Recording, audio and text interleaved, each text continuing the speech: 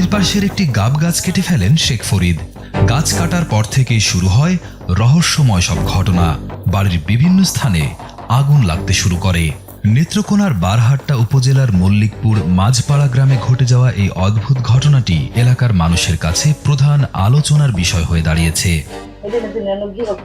ওই এলাকার শেখ ফরিদ ঘর তৈরির জন্য বাড়ির পাশের পুরনো গাব গাছটি কেটে ফেলেন, কিন্তু কেউ জানত না সেই গাছে বহুদিন ধরে বাসা বেঁধে আছে একদল জিন।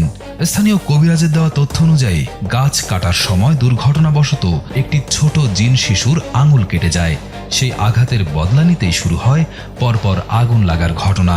আপনার এই গাব গাছটা, এই যে গাব গাছটার মোড়াটা দেখেন না, এই মোড়াটা খাচ্ছে, কাটার পরে হঠাৎ করে এই সুকেশের ভিতরে আগুন লাগে। সবচেয়ে আতঙ্কের বিষয় হলো আগুন লাগছিল মাত্র 5 মাস বয়সী একটি নবজাতকের বিছানায় এবং ঘরের আসবাবপত্রে। কয়েকদিন ধরে পরপর এই ঘটনা ঘটতে থাকায় শিশুটির পরিবার চরম আতঙ্কিত হয়ে পড়ে।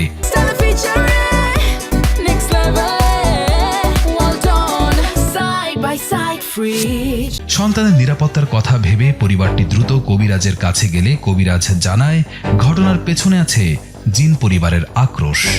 কবিরাজ আবার গেছে, কবিরাজে বললো যে আপনি গাছটা খাচ্ছেন? বলে হয়, আমি একটা গাছ খাচ্ছিলাম, একটা গাব গাছ। আপনি এই গাব গাছ খাচ্ছেন, আপনি গাছ জিন আছিল, আপনার যে সময় হইলা কুবরা দিচ্ছেন, এই সময় আপনার এই জিনের নাতির দুইটা আঙুল কাটতে গেছে, এই জন্য আপনার উপরে আক্রমণটা করছে।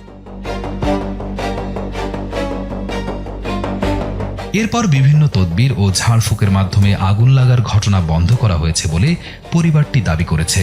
তবে কবিরাজের নির্দেশ অনুযায়ী একটি ছাগল ছটকা দেওয়ার বিষয়টি এখনো বাকি রয়েছে। তদবির করার পরে আর লাগবে না।